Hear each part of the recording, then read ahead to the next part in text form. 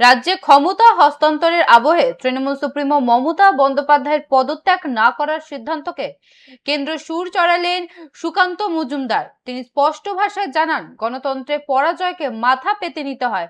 2024 সালের নির্বাচনে বিজেপি নিজেদের পরাজয়কে যেমন জনতার রায় হিসেবে মেনে নিয়েছিলেন, একইভাবে বর্তমান ফলাফলের পর মমতা বন্দ্যোপাধ্যায়কে পরাজয় স্বীকার করে নেওয়ার আহ্বান জানান সুকান্ত মজুমদার। আর কি বললেন তিনি, শুনুন। মমতা বন্দ্যোপাধ্যায় জানেন যে উনি জনতার রায়ে পরাজিত হয়েছেন, জনতার রায়ে হেরেছেন। হারকে গণতন্ত্রে মেনে নিতে হয়। 24-এ আমরা 12টা সিট পেয়েছিলাম, আমি রাজ্য সভাপতি ছিলাম।